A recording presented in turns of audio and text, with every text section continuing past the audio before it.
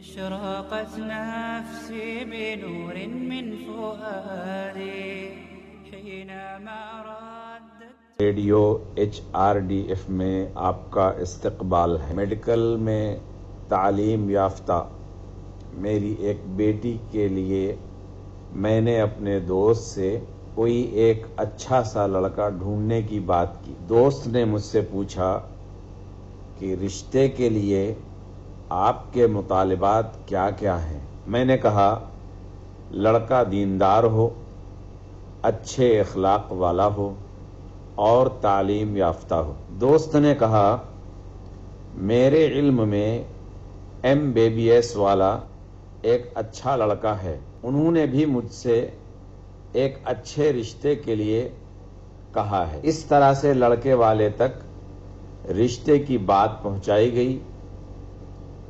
لڑکا اور اس کے ماں باپ لڑکی دیکھنے آئے اور لڑکی کو پسند بھی کر لیا۔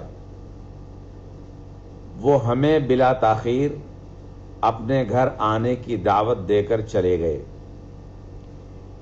ایک روز ہم سب ان کے گھر گئے، بات چیت کی اور ایک دوسرے کو پسند کر لیا۔ لڑکے کے باپ کے ذہن کو پرکھنے کے لیے میں نے سوال کیا کہ میں سمجھتا ہوں کہ آپ کی کوئی مانگیں تو ہوں گی نہیں۔ تب وہ محترم کہنے لگے کہ ہم لوگ جہیز کے سخت خلاف ہیں۔ اس کے بڑے بھائی کی دلہن کو 100 پاؤنڈ سونا ملا ہے، حالانکہ اس کا بڑا بھائی اس کی طرح ڈاکٹر نہیں ہے، اور پھر یہ تو ہر جگہ کا رواج ہے۔ اس کے لیے PG کا کیسٹ بھی دیکھنا ہے۔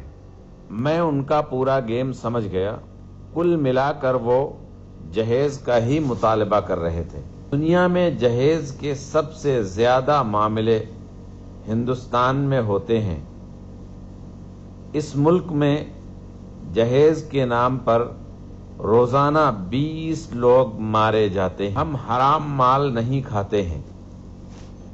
ایسا کہنے والے باعزت لوگ بھی ظلم و ستم کے پہاڑ ڈھا کر معصوم لڑکیوں سے جہیز وصول کرنے میں کوئی شرم محسوس نہیں کرتے ہیں۔ زیورات، گاڑی، مال و دولت، زمین و جائیداد وغیرہ وغیرہ مختلف چیزیں وصول کی جاتی ہیں۔ حالانکہ ان تمام چیزوں میں لوگوں کا خون پسینہ اور رنج و غم شامل ہوتا ہے۔ ایک ایسا دور بھی آئے گا جب تم دوسرے سماجوں کی ہو نقالی کرو گے۔ رسول اللہ صلی اللہ علیہ وسلم کی یہ چیتاونی جہیز کے معاملے میں بالکل سچ ثابت ہو رہی ہے۔ عزیزوں، جہیز اسلامی تہذیب و تمدن میں شامل نہیں ہے۔ دوسروں کے سماجی ریتی رواج اپنانا ہمیں زیب نہیں دیتا ہے۔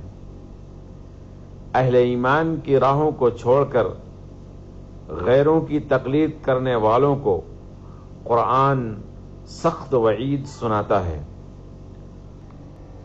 ایمان والوں کے راستے سے ہٹ کر دوسروں کی روش اختیار کرنے والوں کا حشر ان کے ساتھ ہی کریں گے اور ان کو جہنم میں پھینک دیں گے، اور وہ بہت برا ٹھکانہ ہے۔ أشرقت نفسي بنور من فؤادي